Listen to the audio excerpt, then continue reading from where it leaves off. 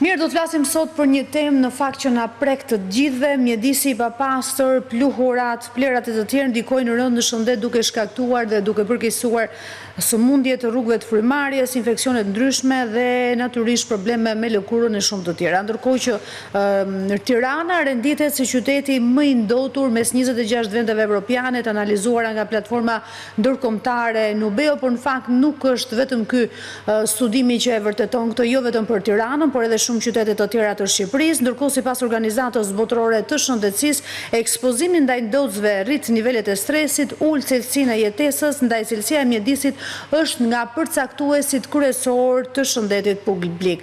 Kam kënaqësinë që këtu mëngjes në studio të flasim pikërisht për këtë temë me zotin Lulzim Bauman, ekspert dhe studiues i mjedisit. Mirëmëngjesi, ju falenderoj shumë. Kënaqësi që jemi bashkë të mëngjes.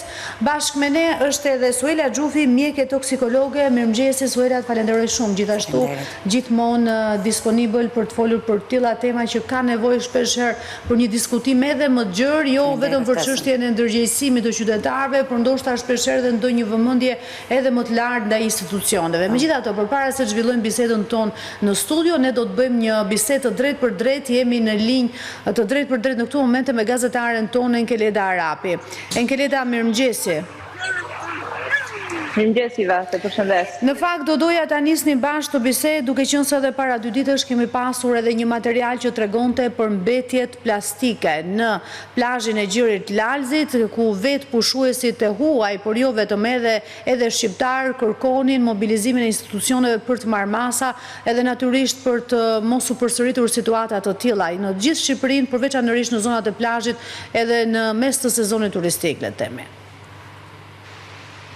Iva, në fakt është e vërtetë, tashmë duhet të themim që sezoni turistik ka nisur dhe janë mira pushues vendas, por edhe të huaj, të cilët tashmë frekuentojnë qytetin e Durrësit dhe të gjithë plazhet në të gjithë gjatësinë e tij, nga jo që kemi pakën vëzhguar fundjavën e kaluar, por edhe në fillim të kësaj jave kemi parë që shumë zona të cilat janë klasifikuar si plazhe publike janë të mbushura me mbeturina të gjithfarlojshme dhe as pak të përshtatshme për të bërë plazh nga ana e vizitorëve vendas apo edhe turistëve të huaj. Janë mbeturina të cilët jo vetëm i kanë nxjerrë detin në breg sa herë që moti është i përkeqësuar, por nga ana tjetër kemi parë që ata mbeturina kishin kohë pa pastruar pasi kishin krijuar dhe habitatin e tyre përgjatë gjithë brezit të rërës, një shqetësim në fakt që është ngritur nga frekuentuesit e këtyre plazheve, të cilët pohojnë që nga ana institucioneve duhet të ndërhyet në mënyrë emergjente pasi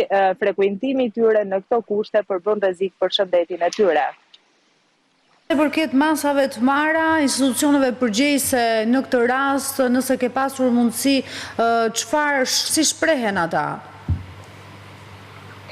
Në fakt, padyshim nga natyre puna justifikohet duke pohuar se çdo ditë ndodhen në terren dhe për shkak të vijës së gjatë bregdetare që ka Durrësi duke nisur nga Troja Gajt për të përfunduar me tutje në Gjirin e Lalzit apo edhe plazhet e sektorit të Rinia, ashtu sikurse edhe plazhet e tjera që ofron ky bregdet, ka një vit të gjatë bregdetare dhe duhet kohë për të menaxhuar dhe të pastruar sa i takon të gjithë vijës në një kohë rekord. Megjithatë, sipas tyre është një punë e përditshme që bëhet në terren. Duhet themim që ata që vuajnë më tepër nga papastërtia dhe jo pa qëllim janë vendosur pikërisht në një plazh publik të qytetit të Durrësit, siç është plazhi që ndodhet pas meje, është plazhi që nis nga shëtitori ato Olandia dhe përfundon në zonën e Brylit, është një plazh i cili është përcaktuar nga ana e bashkisë një plazh publik, por siç mund shihet qartë edhe nga pamjet, është plazhi më pak i mirëmbajtur sa i takon higjienës dhe pastërtisë nga ana e bashkisë së qytetit, por edhe institucione të tjera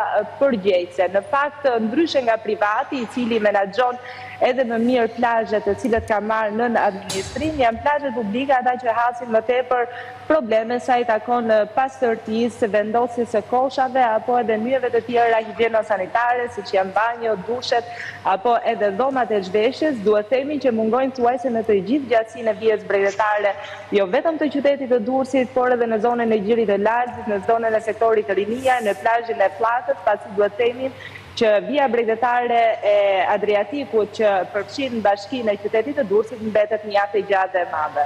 Enkeleda, cila mbetet zona më problematike në gjykimin tënd? Të paktën nga vëzhgimi që kemi bërë riva, thuaj se në të gjithë vijën bregdetare të Durrësit, zona me problematike paraqitet zona në cilën unë jam vendosur, pasi është një zonë e cila her pas here dhe deti për shkak të dallgëve sjell masive të mëdha leshtëriku formë mbeturinash, nga ana tjetër dhe ujërat e ndotura, ujërat e zeza vijojnë të shkarkohen ende në këtë zonë, duke përbërë rrezik sa i takon shëndetit të pushuesve të cilët zgjedhin ta frekuentojnë. Nga ana tjetër, zona e Shëntjetrit, e cila përkon në pjesën fundore të Gjirit të Lalzit, është një zonë thuajse lënë pasdore nga ana e institucioneve vendore, është caktuar si një zonë plazh publik në një hapësirë mjaft të konsiderueshme, por që nuk mirëmbahet dhe nuk pastrohet.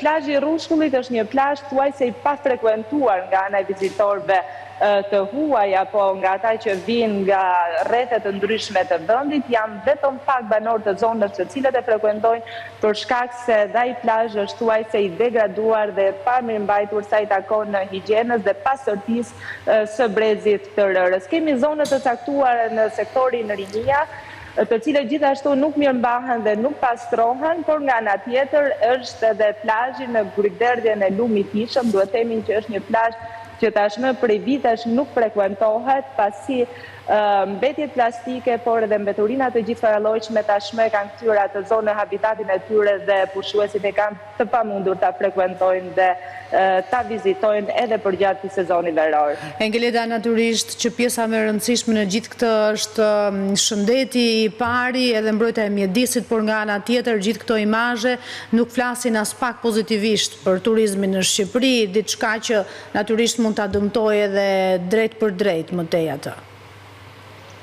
Në fakt, Iva, është e vërtet nga komunikimi që kemi pasur kryesisht me operatorët turistik se çfarë kërkon një turist i huaj ose cila është problematika që ata nxjerrin më në parë në momentin që vinë dhe frekuentojnë qytetin e Durrësit dhe janë pikërisht menaxhimi i mbetjeve urbane që turistëve kryesisht atyre francez, italian, por edhe gjerman që nuk menaxhohen si duhet dhe është një lloj bezdisje pikërisht për ta turistë në momentin që frekuentojnë vijën bregdetare dhe shohin që ka dhe mbetje urbane. Por nga ana tjetër, në fakt edhe ndërtimet e shumta që po bëhen në qytetin e Durrësit, qoftë nga ana e privatit ashtu sikurse edhe nga ana e institucioneve vendore, në shtrimin e rrugëve të reja apo dhe në rehabilitimin e atyre rrugëve ekzistuese, ka krijuar një lloj ndotje masive në qytetin e Durrësit të ajrit, që nga ana të paktën e bizneseve që operojnë në Durrës kërkohet që të menaxhohet më mirë situata dhe të ndërpriten këta punime përgjatë sezonit turistik, pasi po dëmtojnë në rënd imazhin e qytetit të Durrësit, por nga ana tjetër po shkaktojnë një nivel të lartë ndotje, gjë që nuk preferohet nga ana e vizitorëve dhe turistëve, duke bërë që Durrësi deri diku të lëkundet sa i takon edhe shifrave të frekuentimit. Qartë, Engeleda, të falenderoj shumë për raportimin këtë mëngjes, profesor, apo paguajmë ne në një farë mënyrë gjithë atë neglizhencën, kosto në këtë momentet neglizhencës që kemi pasur ndaj mjedisit ndër vite fatkeqësisht. Sigurisht kostën ne tani sidomos vitet e fundit po e ndjejmë edhe më shumë edhe po e paguajmë ato që kemi më të shtrenjtë, që është me jetën tonë.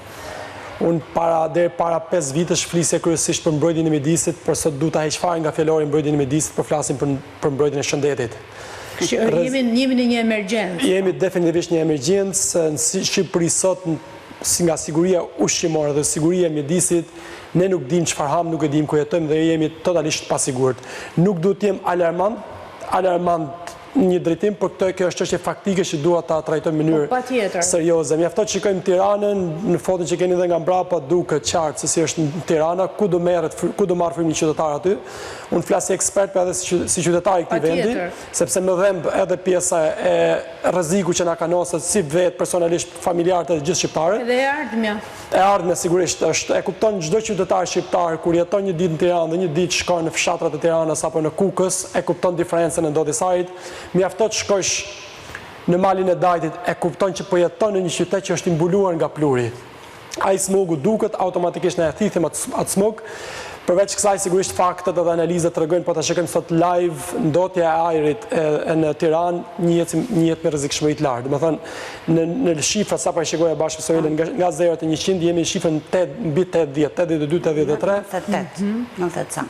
Domethënë shifrat maksimale, më shumë s'ka ku ndodh vetëm nëse jetojmë në një bombul me gaz që të shpërthej. Po si është e mundur kaq shumë papërgjegjshmëri, do duhet ta themi ju ekspertët e mjedisit, ndër vite keni ngulur, keni bërë një punë tuaj me aq fuqi që keni edhe mundësitë për të folur, për të ndërgjegjësuar institucionet përkatëse, se natyrisht përgjegjësia kryesore mbi ta, pavarësisht edhe ndërgjegjësimit që duhet kemi ne vetë si qytetar.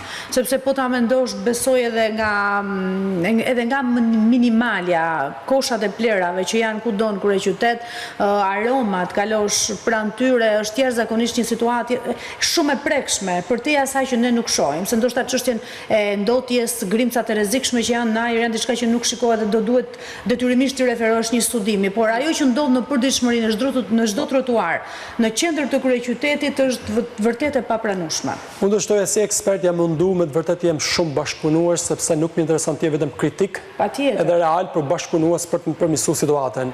Vazhdimisht punoj ose tentoj të punoj me bashkitë.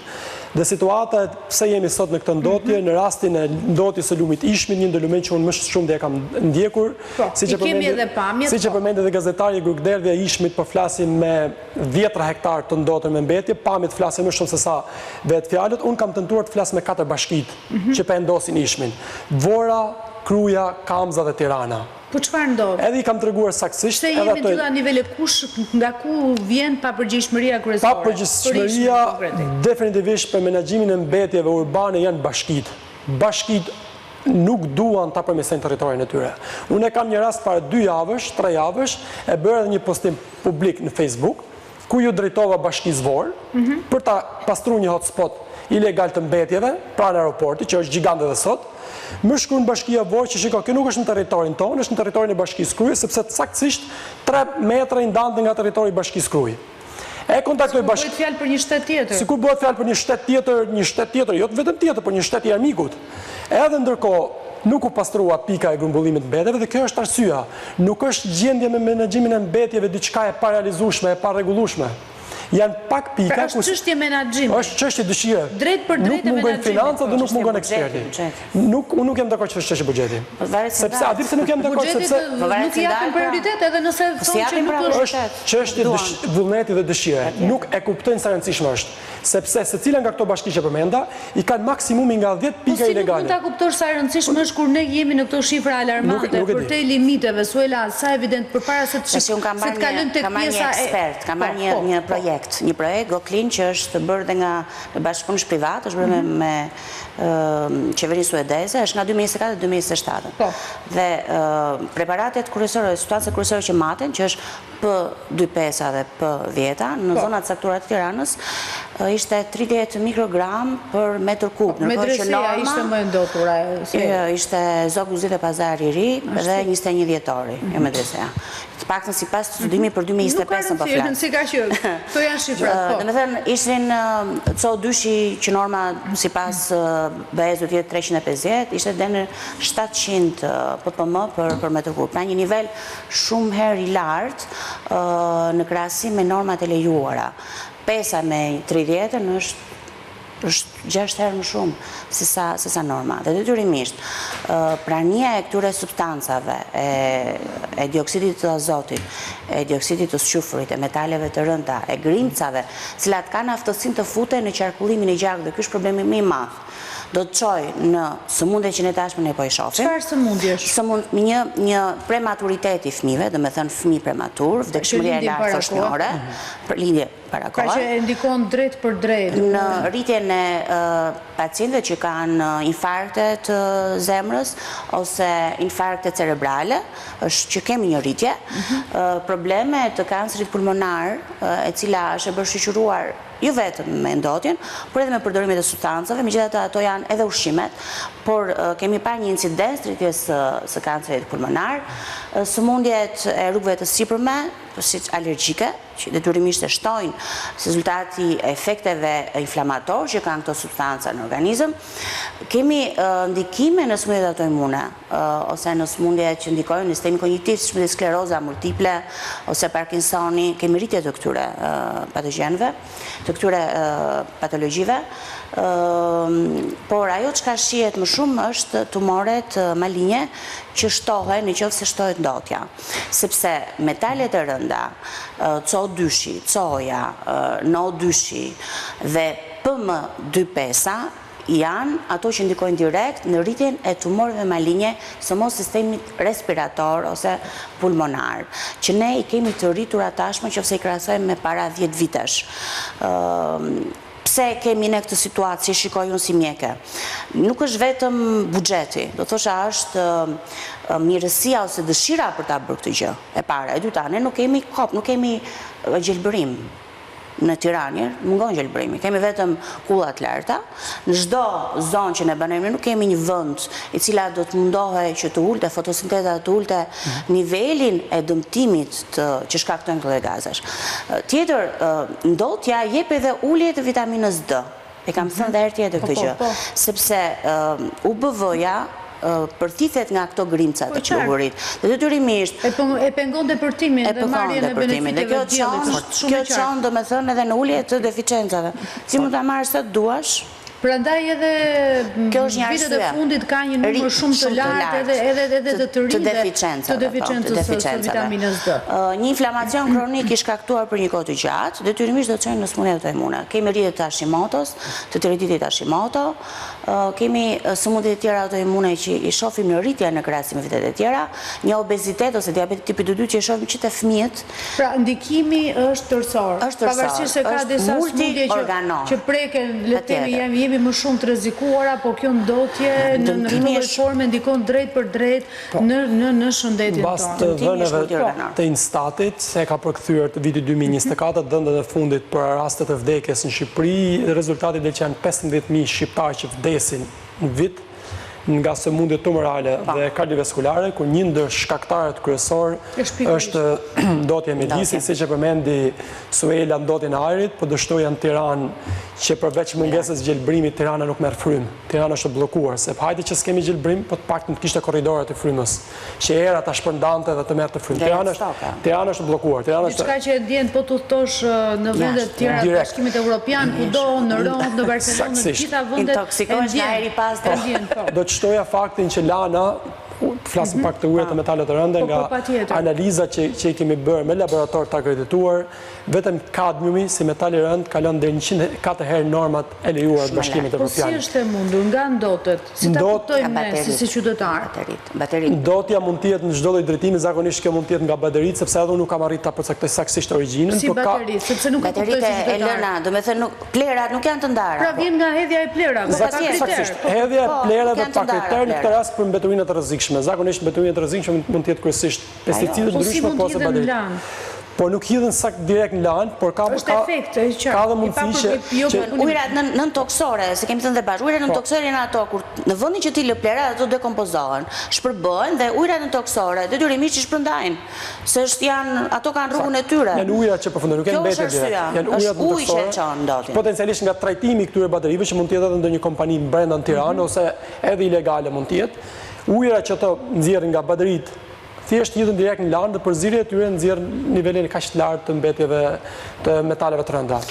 Niveli i metaleve është shumë problem, sepse ndikon direkt vetëm kancer që është e para, tumore malinje, probleme cerebrale të sistemit, do të thënë ul nivelin e inteligjencës, shkakton sëmundje siç mund të jetë demenca, shkakton Parkinsoni, sklerozë multiple, të cilat janë në shtim në popullat, por problemi që ne nuk i vëmë re si mjekësh, sepse këto janë të heshtura, janë kronike, avash, nuk janë akute, siç mund të jetë një infekcion viral ose siç mund të jetë nuk vinë më njëherë. Dhe nuk detyrimisht, duke qenë se janë kaq të heshtura dhe kaq të pa monitoruar, dhe nuk është se ne kemi studime toksikologjike për mbetjet, për nivelin e diskutuam që parë dhe me profesorin, për nivelin e metaleve, që janë shumë e rëndësishme niveli metaleve të rënda. Kam pas një rast, do ta them klinik, më ka një paciente e cila nuk dihej nga i vinte, kishte në gjithë trupin plak të vogla ulcerative.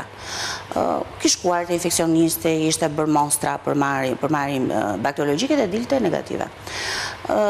Dhe mbasi bëra metalet, pa që kishte një nivel shumë të lartë të kadmiut dhe të aluminit.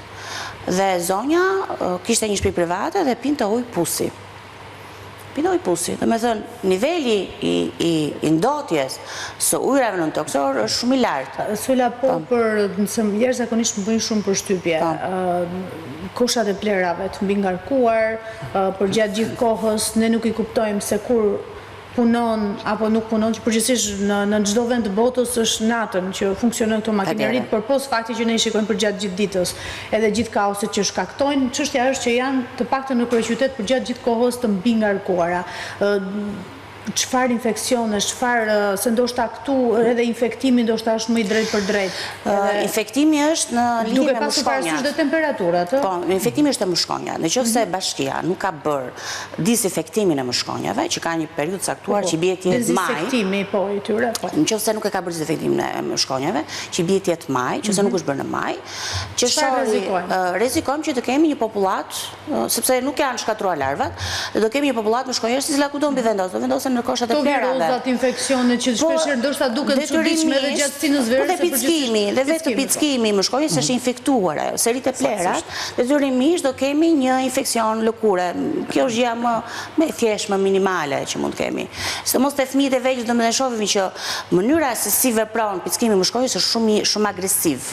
Është e madhe papula që krijohet, është pikërisht nga ndotja e ambientit, pra është një ambient i ndotur, plerat nuk janë të hequra në kohë dhe detyrimisht mushkonja që lëviz nga plerat dhe vjen tek lëkura jote, çon atë baktere. Profesor, më vjen keq që e them këtë, por sa i përket sistemit menaxhimit është e dukshme që është i dështuar, por sa i përket sistemit monitorimit, a kemi ne sistem monitorimi, ku flasim këtu për matjen e ndotjes ajrit nga institucionet përkatëse, apo janë gjithmonë ndërkombëtarët që vinë me evidenca për ne dhe ne duhet të lexojmë studimet edhe dhënat e tyre. Ajo që është shqetësuese, nis nga këtu ndoshta. Ajo që është më shumë shqetësuese është se ne jemi vigjilent për ato që ndodh. Agjencia Kombëtare e Mjedisit vazhdimisht bën matjen e ndotjes, në këtë rast kryesisht po flas për lumenjt, edhe lumi i ishmit në gjithë gjatësinë e tij me 5 deri në 6 pika që matet ndotja, del prej rreth 10 vite që unë ndjek e kuqe.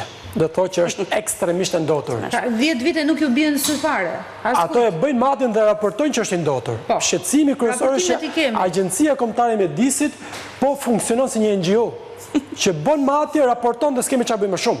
Po ato janë shtet. Ato janë direkt varur nga Ministria e Mjedisit dhe direkt nga qeveria shqiptare. Kishte çik më të ulta se kjo Goklini që pashun. Pse i pash raportimet, kishte pak më të ulta. Domethënë dhe përmend. Ajri nuk e kam ndjekur për ujin, është vazhdon ishmi të jetë gjithmonë të kuqe, nga lana deri në Grukderdhje. Ndërhyrjet janë zero. Edhe problemi që po na shtohet shmundmi, që është më shumë rëndësi ta themi, sepse në një anë jemi krenar sa të bukur kemi Shqipërinë, se edhe mediat ndërkombëtare plasën duke na treguar sa të bukur jemi, por neve po na vijnë rreth 10 milion turista në vit. Ne deri në 12 po rritet numri dhe po përkanohemi. Ideja është që ne kemi dështuar menaxhim mbetjeve dhe ujrave të zeza që para 10 vitesh. Shtoj dhe 10 milion turistë më shumë, mesatarisht një turist do 100 kg, prodhon 100 kg ujëra të ndotura në ditë. Plus 1 deri në 2 kg mbetje. Automatikisht sistemi është në kolaps total. Gjithë kjo mbetje do përfundojë mjedis, do digjet, do përfundojnë në landfillet pa kontrolluara, kështu që automatikisht ky turisti, që është e vërtetë, do të më thënë që do po na mbyt, po na vret. Sepse me ndotjen e Mjedisit ne nuk ishim përgatitur. Po nuk jemi përgatitur, nuk është çështja e turizmit, nuk kemi ne është një ndër kryeqytetet e vetme në Evropë, Tirana, dhe që është 5 fish i popullatës së sa planifikuar, nuk ka një impiant të ujërave të zeza. Do thot 1/3 e shqiptarëve, duke shtuar turistët, bëjnë mbi 1 milion qytetarë jetojnë në qarkun e Tiranës dhe kemi saktësisht, faktikisht 0% të trajtim të ujërave të zeza, që fillon lanë, në Grykderdhin në Ishim i mbledh deri në Bregdet. Kjo është frikshme. Në investimin e bregut të jugut, sa është për një investim kolosal, është bërë një qytet i ri në Palas, sa impiante janë krijuar, ku vendosen gjithë mbetjet në gropa septike, dhe kjo është e frikshme për mënyrën se si menaxhohet, sepse ajo është perl, për shumë që janë vlonjate, unë ndihem shumë keq. Kur e shikoj si është katantisuar. Po, e qartë, doja të profesor të më shpjegoj pak edhe për, duke qenë se e prekëm pjesën e ujrave të ndotur, si ndikon kjo në zinxhirin e ushqimit në bujqësi konkretisht? Kjo është skandaloze. Ujrat të ndotura janë metale të rënda. Automatikisht kur ka përmbytje këto kanë fushat, aty mbjellin fermerët. Por ajo që është edhe më skandaloze është që vetë Ishmi, siç e përmendëm, ka nivele të larta të metaleve të rënda dhe jo vetëm. Edhe ndotja mikrobiologjike, bakteriologjike është ekstremisht e lartë. Dhe Grykderdh, po të shkosh sot, që unë isha dje, në Grykderdhin e lumit Ishëm, një lum më i ndotur në Evropë, që mbledh mbetje toksike dhe urbane të 1 milion banorëve, aty janë minimumit 20 deri në 30 lopë që e pinë të ujin aty. Dhe ne pretendojmë që po... Ne pretendojmë që kur e blejmë shumë shtinesër në fshat, është bio. Nuk është bio. Dhe ai lopë pinë atë ujin super të ndotur, sepse nuk ka alternativë tjetër. O do të pi ujë të kripur, që është e pamundur, ose do të pi ujin e ndotur. Nuk kanë opsion tjetër. Janë mbi 20 lopë, që dje i pash. Në fakt i pash para 3 ditësh, e ngrita si alarm. Fatkesisht dje du ta them që ishte një nga ato lopët e ngordhura në bregun e lumit, kur bashkohet lumi i Ishmit me detin. Njëkohësisht përveç kësaj, aty janë edhe peshku. Peshku njihet si një ndër ushqimet që më shumë të akumulon metalet e rënda, edhe që kalon nga peshku tek njeriu. Automatikisht ai peshk po ushqehet në një lum, po jeton në një lum me metale të rënda. Dhe akumulimi metaleve të rënda të peshk kalon pastaj tek ne. Unë nuk e di se si... Profesor, po nga vijnë gjithë këto mbetje? Vetëm është gjithë problematika është çështja e menaxhimit, hedhja pa kriter, nga vijnë këto? Absolutisht janë, siç e thash, sepse nuk është vetëm Ishmi, edhe Vjosa që ka statusin e parkut kombëtar, ka problematika të tjera sa i përket hedhjes karburanteve, derdhjes së saj, gryerjes lumit, jo vetëm. Në Fierz kishin para disa ditësh plastika në nivele alarmante, gjithsesi kjo ishte problem edhe ndërkufitar, sepse vinin nga shteti fqinj. Inspektimi në nivel qeverie dhe bashkiak është absolutisht shumë i dobët. Mos themi zero. Inspektimi, monitorimi, kuj do t'ja bëjnë në rast se këto nuk i kanë koshat e plerave atje ku duhet, nëse nuk i marrin, nuk i transportojnë, nëse nuk ndërgjegjësojnë edhe edukojnë qytetarët. Nuk vlen inspektimin këtyre, çfarë do t'inspektojnë në rast se nuk i kanë këto mjete? Mungon infrastruktura dhe bashkitë sot e kanë mundësinë me mbulu territorin tyre me infrastrukturë. Mungon më shumë vullneti se sa mungesë infrastrukturave. Pra është vullneti. Absolutisht. E themi bindet plotë dhe faktike. Çdo bashki sot që ka Shqipëria ka rrjedhje në lumenj. Pothuajse çdo bashki ka një lum. Çdo bashki ka rrjedhje në lumenj. Nuk ka rrjedhje 80% e mbetjeve, janë 5 deri në 10% e tyre mbetjeve. Që mund të jenë një grup familjesh grumbulluar 30 familje, dhe ato për një ditë, e për një vit, e për 10 vite bëjnë një mal me mbetje. Atyre familjeve nuk i mungon infrastrukturë, teknologjia lartë, po i mungon 1 deri në 2 kontenjera. Nëse bashkitë ndërgjegjësohen, nuk bëhet pastrimi në Bregdet. Në Bregdet bëhet pastrimi... Profesor, çfarë mund pretendosh ku ka akoma fshatra sot në Shqipëri që nuk ka rrugë të asfaltuara? Ajo të shkojë makina e plerave dhe sado që mund të krijohet, është shumë e vështirë për të rrjedhuar në gjithë Shqipërinë, që investimi... A jam dakord, një problem, por ne kemi problem në Tiranë. Saktësisht, po të shkosh sot në Tiranë tek njësia 11, letë mos themi te stacioni trenit ku mbaron rruga që janë ato pazaret e vjetra. Ka një ndryshim kështu drastik. Ka një ndryshim drastik. Aty nuk mungon kapaciteti financiar apo teknologjik me ja dërgu 2 kontenjera. Kontenjera dërgohen, bëhet kontrollimi, është absolutisht e pajustifikueshme, sigurisht kryesisht për bashkitë e qendrës së Shqipërisë. Nuk po them thellë në fshatat e Kukësit. Jo, edhe ato pse jo, sepse mos harrojmë që pjesa më e madhe e lumenjve të Shqipërisë po shfrytëzohen nga hecet përpos dëmtimit që po bëhet, edhe është askush nuk po flet me zot larg. Dhe pjesa e grumbullimit, sepse në një farë mënyrë jo për të justifikuar banorët atyre zona, po nuk kanë mundësi. Ku duhet ata ose do t'i djegin, që nga ana tjetër dhe djegja pastaj është një dëm shumë i madh, sepse po bëjmë fjalë në këtë rast që po digjet pjesa më e madhe produkteve që ne, të atyre që ne konsumojmë janë të paketuara me plastik. Pra praktikisht digjet plastik. Të shkosh sot në grupderdhin e Ishmit, ka hapësira për qindra metrash të djegura totalisht me shumë betonina.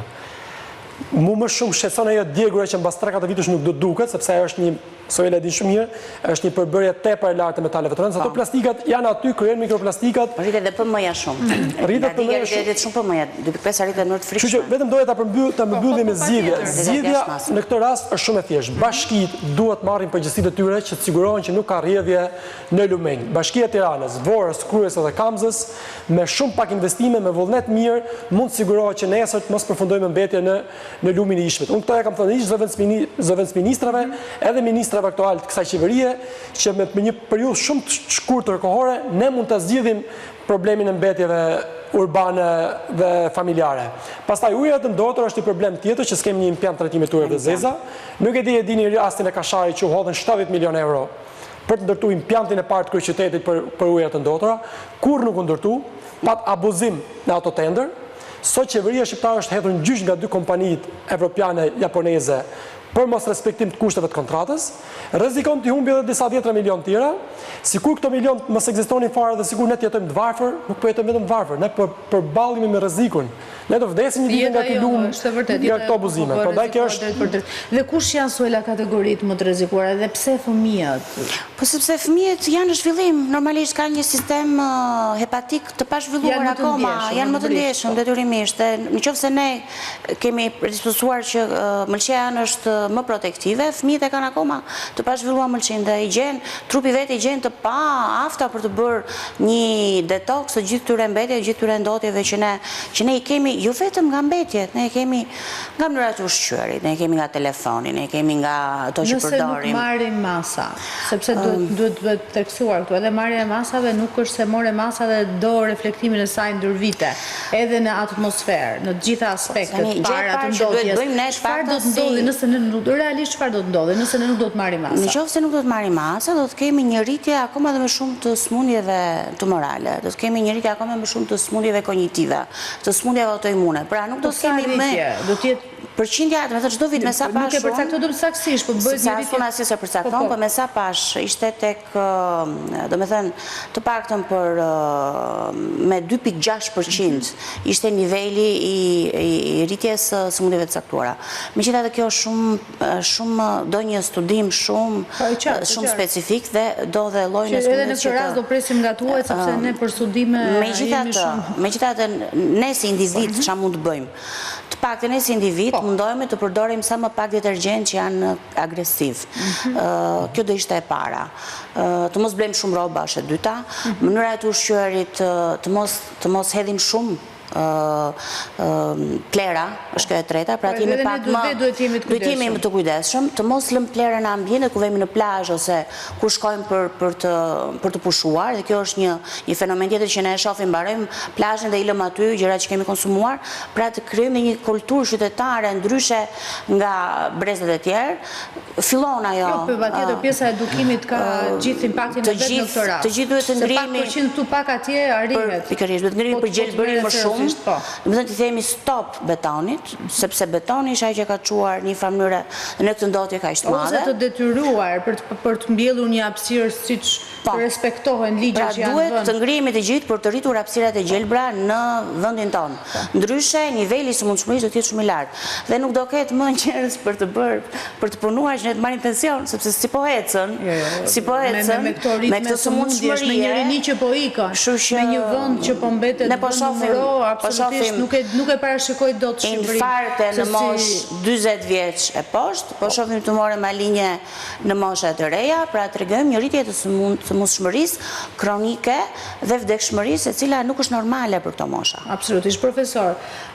Procesi dhe rrugtimi i vendit tonë në Bashkimin Evropian, kapitulli 27, ai shumë diskutuari, i mjedisit, veçanërisht edhe përgjatë ditëve të fundit, duke thuajse i pamundur, kur flet sot për ndotjen e mjedisit në të gjitha llojet e formave, se si do arrim ne që ta mbyllim këtë grup kapitull. Si e ke parë, ke pasur mundësi të shkosh rrugtimin nga afër pavarësisht gjithë përpjekjeve, sa larg jemi, kush është pika më delikate? Absolutisht, SPAI do ta themi sinqerisht që është një ndër kapitujt më të vështirë dhe më të gjatë dhe më të kushtueshëm. Për në anën tjetër, shteti shqiptar po bën avancimin në përmirësimin e ligjeve. Teorikisht kemi avancuar diku, praktikisht jemi ku thret qameti. Jo në 2030, pas në 2300 nuk do bëhemi pjesë e Bashkimit Evropian me këto kushte, sepse kemi lumin më të ndotur në Evropë. Nuk po arrim të grumbullojmë totalin e mbetjeve që prodhojmë, po më të flasim për ndarjen burim, po më të flasim për riciklimin. Pa e dini ju sot që sot gjysma e bashkive në Shqipëri nuk ka një landfill, një pik landfill që është në menaxhimin e mbetjeve, më bazikja, Bashkia Krujës 1 dhe Kukësit ku jam sot aktiv, edhe si aktivist, pa edhe me kompani, edhe me çfarë do na jepet mundësia me kontribu, kanë pika ilegale të grumbullimit të mbetjeve. Imagjino të flasim të ndarjen burim, imagjino të flasim të rritje riciklimit. A di pse me sa rritet riciklimi 5 vitet e fundit për vit me 0.1 deri në 0.2% vit. Ndërkohë mbetet tek shifra 18 deri 19% stokuar aty, sepse mungon edhe shumë vullneti. Po shikosh investimet, se ja that shumë mirë me studimet. Edhe shteti shqiptar po bën studime, po përmirësojnë ligjet, po shikosh në terren, në zbatim. Pra kemi ngelur vetëm praktik. Jo, në praktik kemi në teori mbi 95% rasteve. 1% e vogël rastin e Beratit, sigurisht do ta themi, është një rast suksesi për ndarjen burim, por edhe Përmetis fundi. Po përpiqet edhe Lezhë në fakt të vit ta bëjë ndarjen e mbetjeve. Po, dita e Berati dhe Përmetis fundi, ka Lezhë, po tenton Korça, po tenton shumë qytete, po Vlora ku unë jam ekspert. Po Tirana?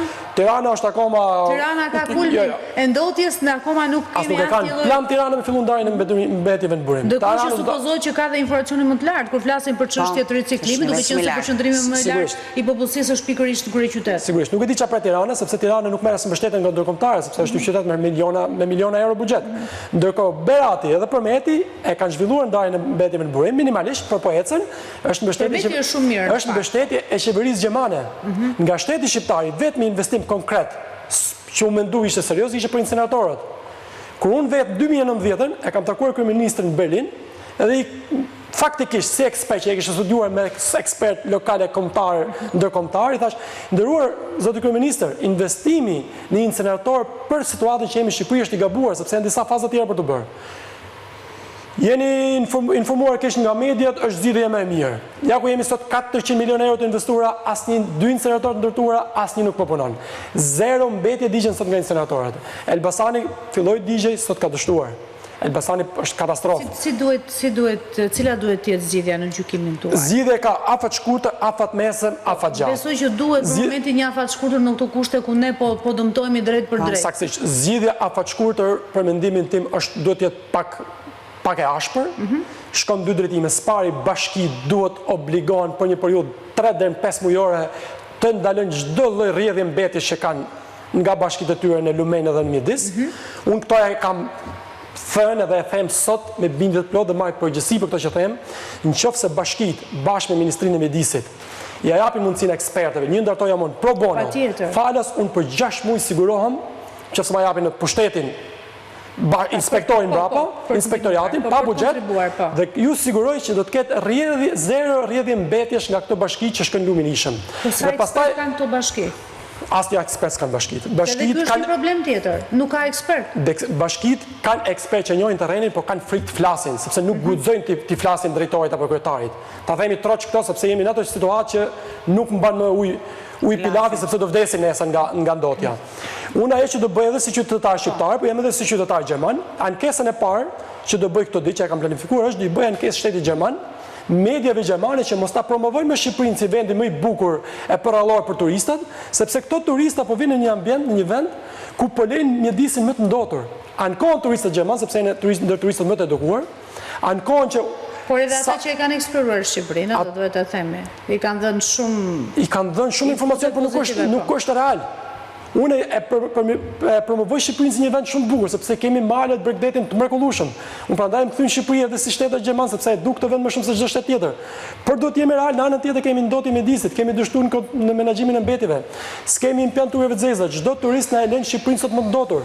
E ne i vuajmë pasojë, turistë ikën në Gjermani në ajrin e pasur përsëri. Unë nuk mendoj që është faj sepse edhe turizmi nga ana tjetër do të ketë ndikimin e tij sepse po ndihmon ekonominë e vendit. Çështja është ke menaxhimi dhe gjithë potenciali që ne ne e kemi, qoftë edhe buxhetor dhe nuk po e shfrytëzojmë dhe nuk po shkon atje ku duhet. Turisti faleminderit që po vjen sepse po ndihmon ekonominë drejt për drejt edhe të zonave veçanërisht në zonat lokale. Shteti shqiptar nuk e ka infrastrukturën për t'i përballuar. Kjo është çështja.